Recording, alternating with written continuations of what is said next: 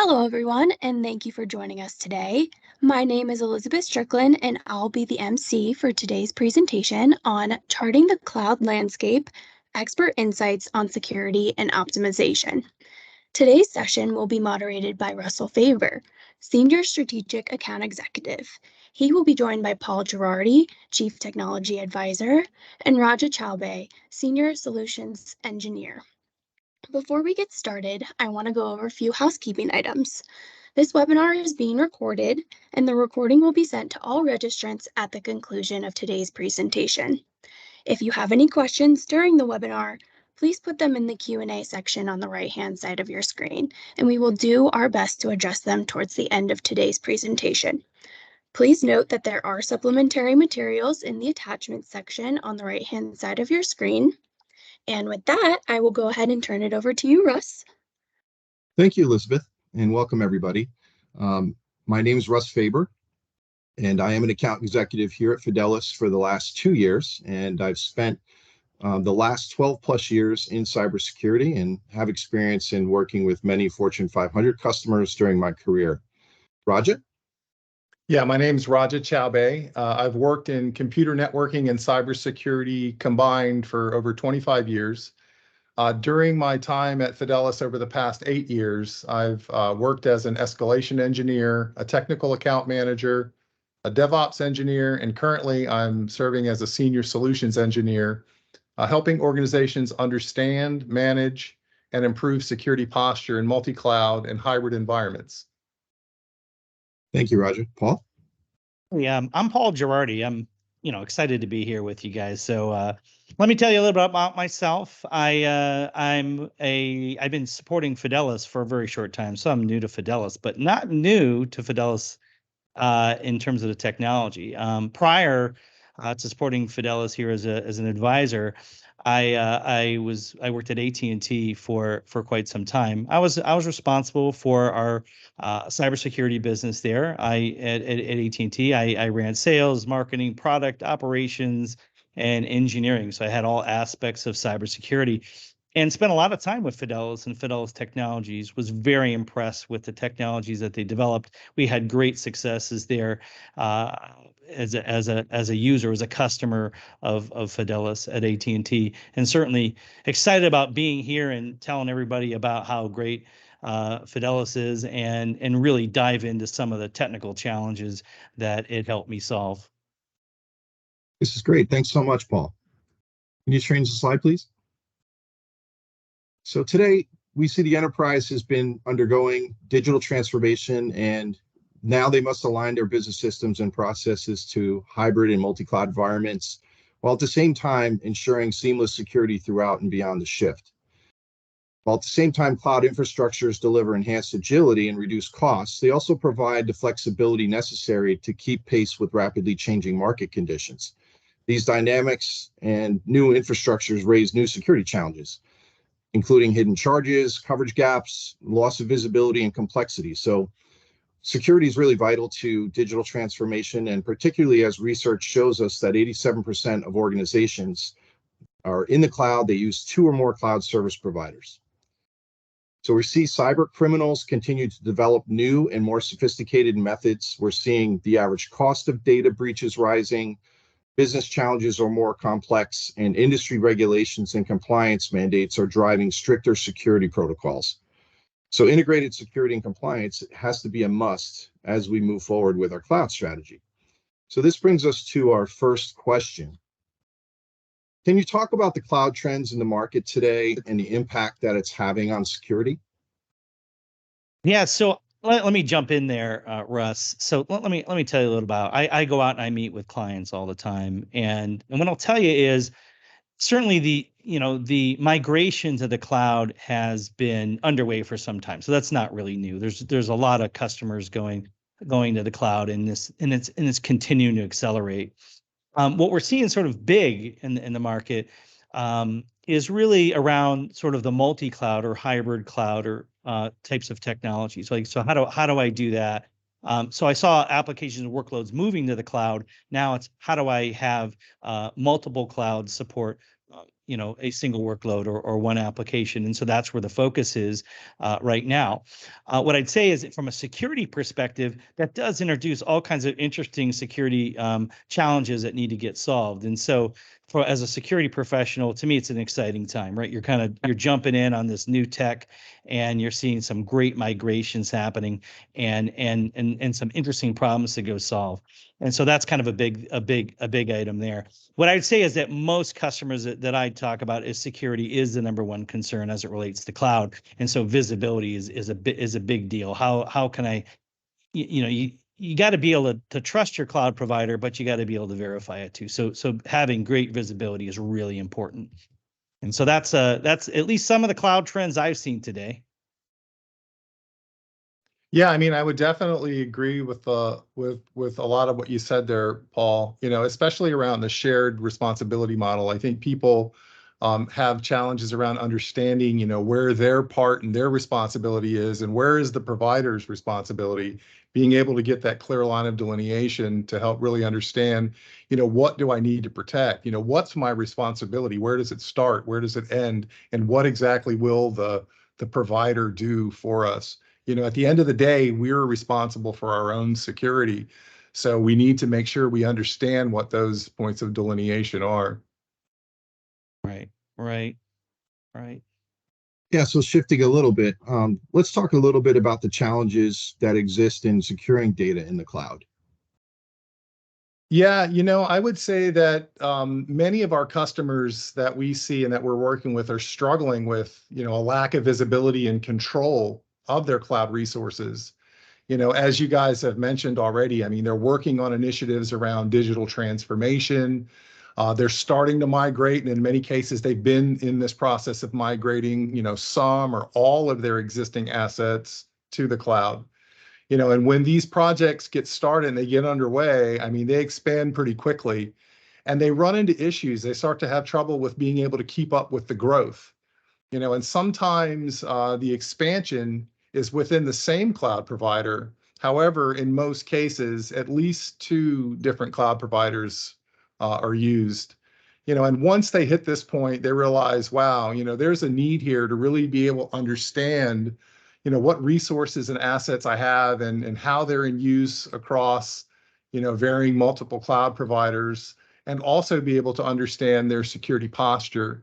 When we hit these situations, this is usually when we get them to set up accounts for their cloud providers. And then within about 30 minutes, we have a complete inventory of all the resources in those environments with the security scorecard. I would also say that next, protecting workloads and being able to easily meet audit requirements for proving regulatory compliance. Many of our customers work in medical, financial, and other industries, where compliance audits, they're a regular thing. So because the system continuously monitors, once the policies have been put in place, there's always a picture of the compliance state. And then, Yeah. I think the last thing I would say about this would be, misconfiguration of cloud services. These are definitely a big challenge, and workloads across these multi-cloud and hybrid environments. According to a Gartner presentation I was looking at on CNAPP, they're saying that through 2025, more than 99% of cloud breaches will be caused by a customer misconfiguration or a mistake. Yeah, no doubt, Raj. I'll tell you what. I ran operations for quite some time, security operations, and I'm gonna tell you, every customer that I talked to had big challenges around understanding their inventory, not just their cloud inventory, which is complex in itself, right? Just inventory in general, across their network and across their enterprise. What do I have and how much do I have? Particularly large enterprises have big challenges around this. And so getting your arms around that and really understanding what you have. I mean, you can't protect what you don't know, right? And so if you don't have you can't, and so it's really important to to have an accurate asset inventory. And I would say cloud makes that more complex. Why? Because you got virtual environments and you got containers, and all of a sudden it's not just a physical asset, it's a logical asset, right? It's an element that Right. you can't tag and scan, right? It's Yeah, just for different. sure. And so really important to understand that. And so the second thing is from an operations perspective, I got to tell you, misconfigurations, certainly it opens a whole assortment of threat vectors by just misconfiguring something. And so someone being able to come in and attack and cause a breach, that's kind of one element of it. Another element of it is, look, I just misconfigured and it caused an outage. That would happen more often than somebody hacking and crushing and exploiting a vulnerability that was there. And so understanding, number one, your assets, and number two, being able to make sure that things are configured properly and operation properly, and then having the right change process in place, so when you make changes, you don't cause other issues or open other holes. So those are important things from both an engineering and operations perspective. Yeah, for sure. I mean, I would just add, a couple of things. One about, workloads in the cloud and resources in the cloud are ephemeral, right? A lot of the time they're here today, they're gone tomorrow, and how do you keep track of vulnerabilities? How do you keep track of misconfigurations for the time that a particular asset may have been up? And then from an audit standpoint, having that historical data, being able to understand what's happened in the past. So yeah, for sure. Those are definitely big challenges in the space. And I would just add too, I think that the access control part of it is also key. So who's got access and what workloads and what clouds and what's their access level that they need to have, and keeping an eye on, what are the privileges that individuals have, and making sure that we're in control and have visibility into where they're going and what they're doing and what, what authority they actually have in those environments. Yeah, I mean, definitely there's lots of, there's complexities around the configuration inside of the cloud, right? So people tend to say, oh, let me just let this person, or let me just give this role unlimited access, action star, right? And that's just like way too overly permissive, and being able to catch and identify those types of things is critical to just kind of understand. I mean, people talk about it over and over, even Amazon and other cloud providers have done things to improve security around buckets, S3 buckets, for example, but we still find buckets publicly accessible, to the world with important data in them. So it's definitely a problem that still exists. Yeah. No doubt. So let's talk a little bit about the executive suite. Can you walk through some of the cloud security threats and things that executives should be most concerned about? Yeah, and I'll hit on those. From executives that I talk to, I would say I've hit on a couple of them that are important. So certainly the idea of an accurate asset inventory and making sure that you can measure and manage risk as associated with that. Another thing that I didn't hit upon was really the idea of insecure API. So as you go to sort of this hybrid cloud environment, you got a lot of communications between machines, right? And rather than humans to applications, it's machines to machines. And so this whole idea of API identity, API authentications is an interesting area that definitely needs some investment and some improvement. So that's certainly a concern I'm hearing. The other thing is keeping up on your vulnerabilities. So I got to tell you, it seemed, in the operation environments that I manage, it was a never-ending challenge to make sure that all your critical high vulnerabilities were closed, right? And you always had them. It was a question of sort of managing it and managing through it. And so certainly if you have a policy that says, look, I got to close out critical high vulnerabilities in 30 days, as an example, that's a hard thing to kind of keep up with and to manage through. But it's something that's certainly on our mind, really understanding, where those critical vulnerabilities are within my cloud infrastructure, and then making sure that in fact they get closed out in a reasonable amount of time, and then managing through that. And so to me, I always felt like there had to be a better way. You're looking at it and you're like, wow, this is a lot of work to kind of keep up with all this, to make sure that you have the appropriate hygiene for your enterprise. But nonetheless, it's a challenge that every executive has to be concerned with, because that's how you end up in the paper, right? You didn't take care of a vulnerability that you were supposed to have, and all of a sudden you were remiss, and you just can't have that. And so being on top of it, knowing where they are, and managing, it's certainly something that executives are very much on top of, or want to be better on top of. Anyway, so that's kind of my two big elements there, at least what I hear from the executive suite. Great, thank you. Let's talk about some use cases. Let's talk about how Fidelis is helping enterprises address these threats, and maybe we can talk about a couple of examples. Yeah, so being able to address the threats that we've kind of been talking about here, I mean, I think visibility is really a key component. With cloud misconfiguration being responsible for such a high percentage of breaches, I mean, it's really important to understand what types of services and assets are in the environment and how the configuration stacks up against, industry standards and best practices. So the platform's ability here to discover these cloud resources and apply thousands of out-of-the-box rules provides that visibility. And it also quickly creates a baseline to help understand the current security posture and what issues need to be addressed to improve that posture. Besides the visibility into the cloud resources, the platform uses patented micro-agent technology to identify software vulnerabilities, system misconfigurations, file integrity violations, and other indicators of threats. So our customers are leveraging this capability to continuously monitor workloads in multi-cloud and hybrid environments with on-prem data centers. And the findings that are generated provide insights into the security posture of the workload, along with best practice remediation advice to help quickly remediate issues.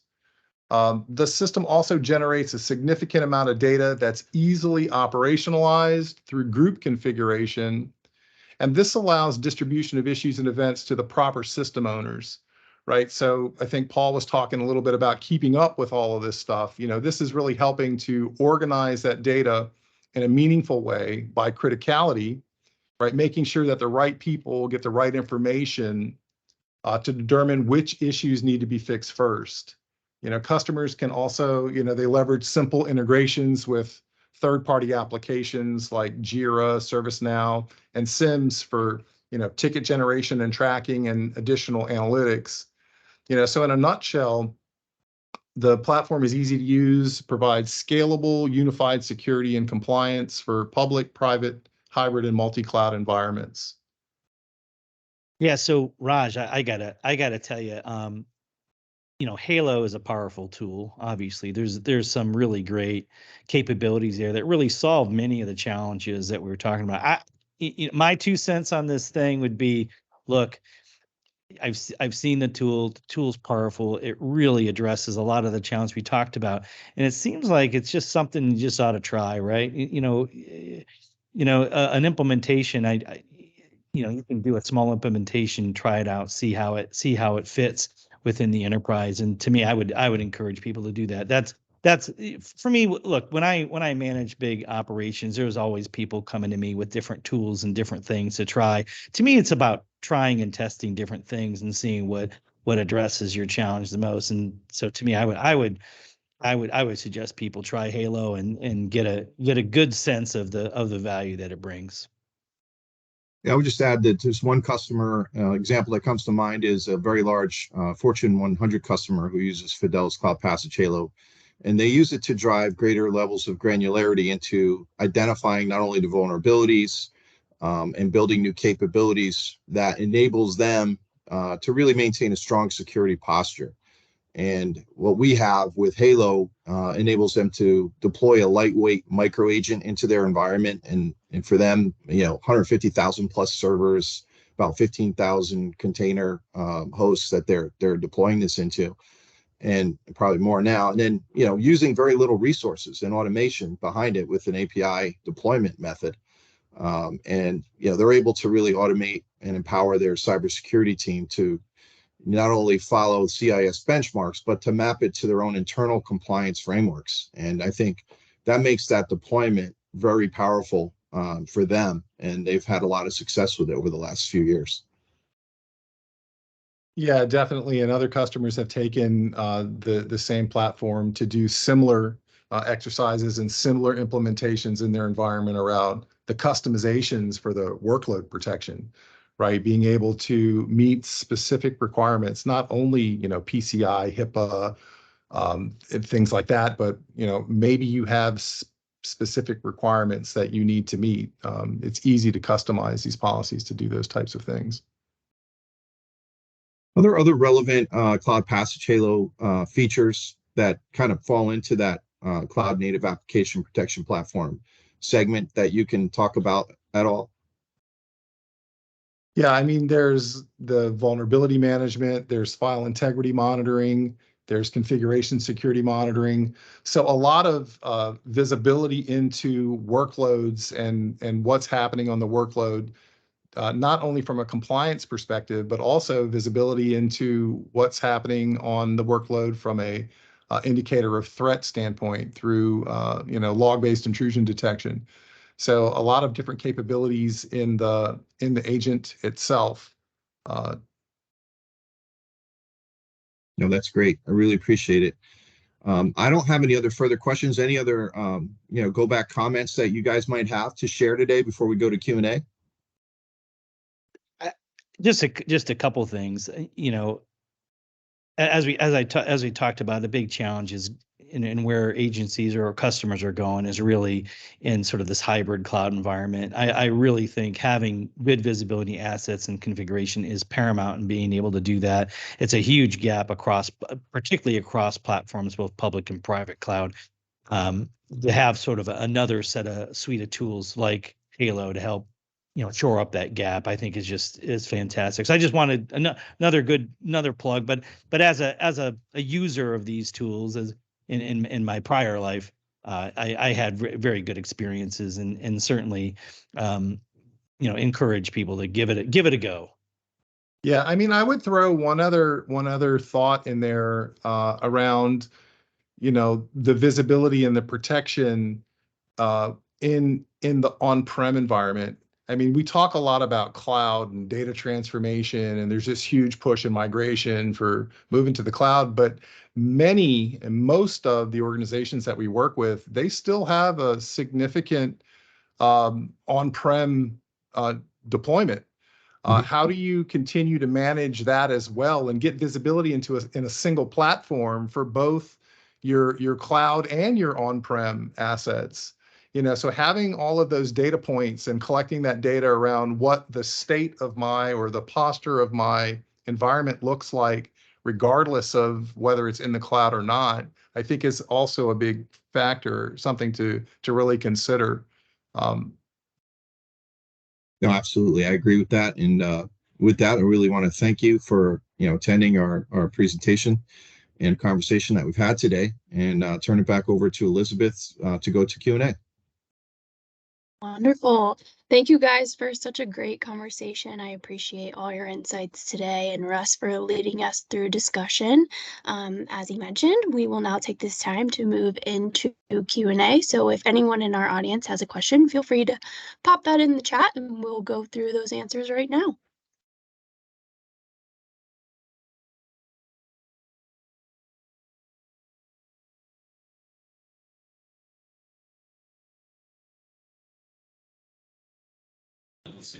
All right, it looks like we do have a question here. Could one of you answer what cloud platforms Cloud Passage Halo supports?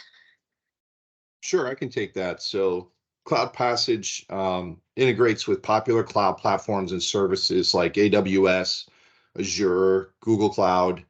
And in addition, we offer APIs and webhooks, which allows you to integrate with many, many third-party tools and services.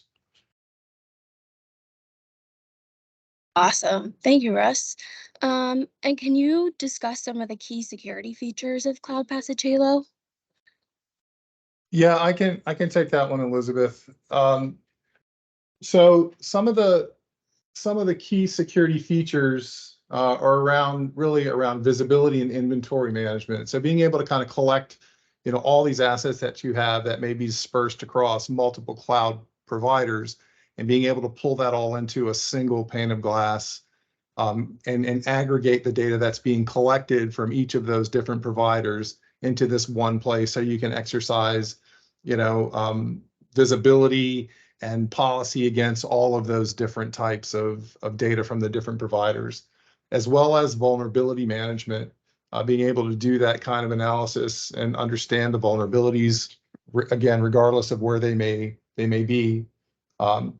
Also, for compliance and governance, so we have lots of customers that use this to help with audits and to help keep them in compliance for PCI, for SOX, for HIPAA, for other standards. Again, we have some customers that have strict requirements that are in addition to some of the other standards that they customize policies for to be able to support those specifics. Network security is a component around being able to have some intrusion detection, some firewall management, and things like that, as well as server and workload security. So deep visibility into understanding how a particular server or cloud workload containerized environment is configured. Is it in compliance with CIS benchmarks, with other types of standards, being able to kind of handle those things as well. And then I think a big key is also continuous monitoring, right? Being able to have this stuff done continuously, because again, at the speed of cloud, things are changing quite rapidly. And then having, new assets being spun up and having those being able to be discovered, automatically or through automation, and then be able to continuously run and apply lots of policies to that. So I'd say that those are some of the features that the platform has to offer around key security features. Great, thanks, Raja. And this looks like it might be a follow-up to that. Can you talk about how the deployment process works? Yeah. So the deployment process, from the cloud service provider standpoint, is really just a secure connection to the CSP account. So it's a read-only account, or read-only permissions required. And once that connection is established, the system will go in and inventory all of the assets in those provider accounts. And then, there's a set of policies that are there by default out of the box, tens of thousands of rules that live in these policies, primarily based on CIS benchmarks and cloud best practices that are used to kind of scan or used to scan those configurations and services within those environments for your IaaS and PaaS services to make sure that they're configured properly. And then from an agent standpoint or a workload perspective, there's a small micro agent that's deployed and can be deployed through automated deployments or included in a golden image, and then rolled out. And once those agents come up, they'll be included in the system. And then any type of scanning that the agent performs around configuration, security, vulnerability assessment, file integrity monitoring, all of those things will be performed, and the data will be collected and analyzed, and then viewed in the grid or viewed in the UI.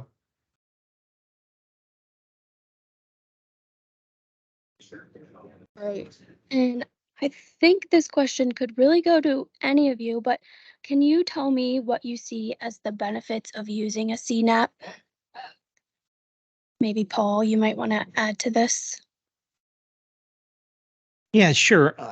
Look, I think a CNAPP brings a lot of value to businesses, and seeing, being able to get accurate inventory, being able to, control configurations and verify configurations and make sure configurations are good and within spec, and being able to manage compliance across your enterprise, understanding where your vulnerabilities are, and managing that risk, I think is paramount. And so to me, there's just a ton of value that it brings. And in fact, it's necessary. I don't think you can really run a cloud infrastructure without a CNAP.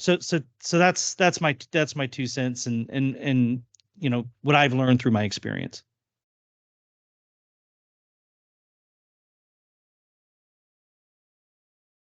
All right. Well, I think that is the end of all of our questions here, unless the audience has one final comment or clarity that they'd like to make.